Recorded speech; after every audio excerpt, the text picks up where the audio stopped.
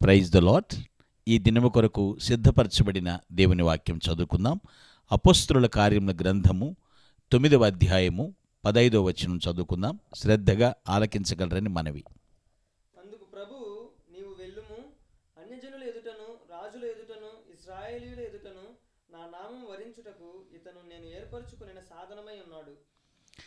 ప్రభునందు ప్రియులారా, ముందుగా మీకు హృదయపూర్వక వందనములు తెలియచేస్తూ ఉన్నాను.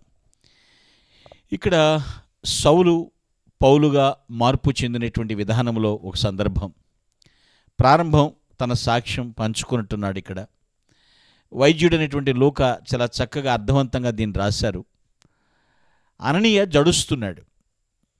ప్రభు అయితే చెప్తున్నాడు, ఇదిగో తిన్ననదనమైనటువంటి వీధి దగ్గర సౌలు ఉంటాడు, నువ్వు వెళ్ళాలి, ప్రార్థన చేయాలి, వెయిట్ చేస్తున్నాడు అని చెప్పినప్పుడు, ప్రభువా ఎవరి గురించి నువ్వు చెప్తున్నావు? అతనా ఎంతమందిని నాశనం చేశాడు, ఎంతమందిని హింసించాడు అని చెప్తుంటే దేవుడు అన్నాడు, అప్పుడు సౌలు కాదులే, నే మార్చుకున్నాలే, నే దర్శించాలే అతన్ని అని అననీయకు జవాబిస్తున్నటువంటి మా సందర్భంలో ఒక మాట. ఎవరనుకుంటున్నావు?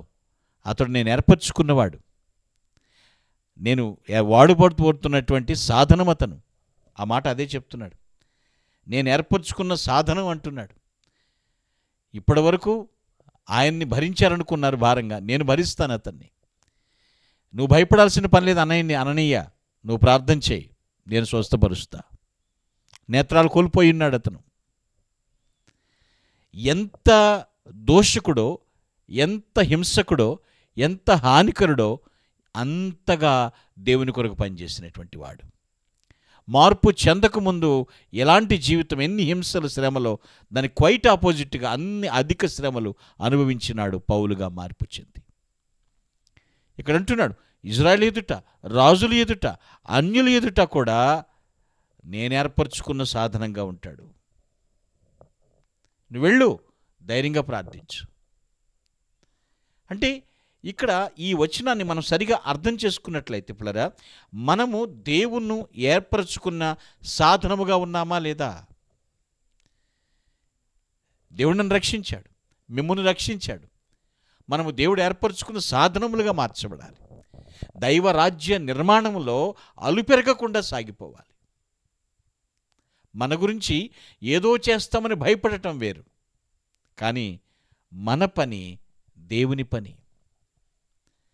దేవుడు ఏర్పరచుకున్న సాధనముగా పౌలు మాత్రమే లేడు, అందరూ ఉన్నారు. దైవరాజ్య నిర్మాణంలో ప్రతి ఒక్కరూ పాలిభాగస్తులే. భయపడకూడదు. అక్కడ అననీయ భయపడుతుంటే దేవుడు ధైర్యం ఇస్తున్నాడు. దేవుడే స్వయంగా మాట్లాడుతున్నాడు, ఎల్లు, ప్రార్థన చేయి. మరి దేవుని బిడ్డ రక్షించబడి ఎన్ని సంవత్సరాలైంది? ప్రార్థన చేయటం ప్రారంభించి ఎన్ని సంవత్సరాలైంది?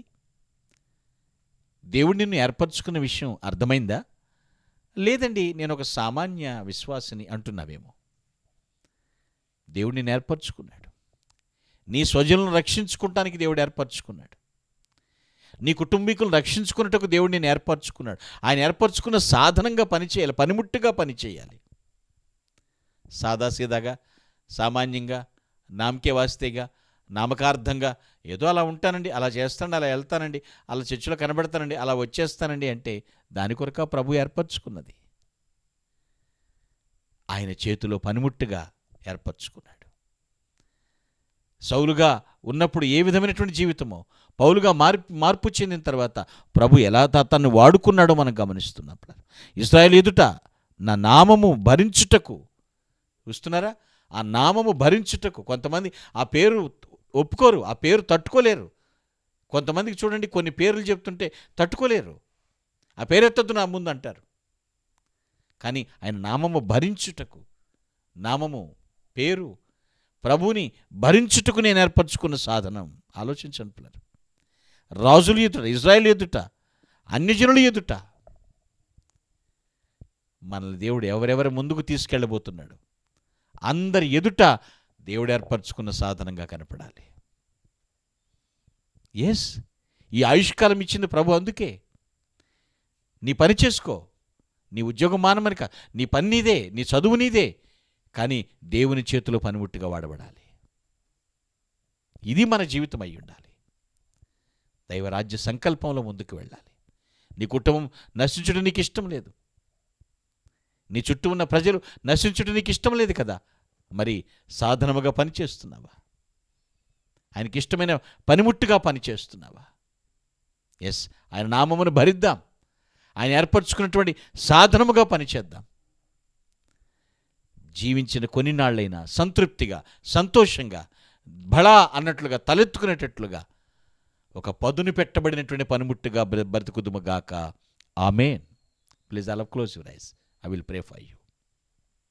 ప్రభువా నీకు వందనములు, మహోన్నతుడా నీకు స్తోత్రాలయ్యా. సౌలును పౌలుగా మార్చారు, ఎంతమందిని హింసించారో అంతకు రెట్టింపు ఆత్మలు సంపాదించే పనిలో నువ్వు ఏర్పరచుకున్న సాధనంగా వాడబడ్డాడు. మేము వాటికి జీవితం అనుగ్రహించే కృప దయచేయమని ప్రభువుని క్రీస్తు పేరిట ప్రార్థించి స్తుతిస్తున్నాము తండ్రి. ఆమేన్. May God bless you.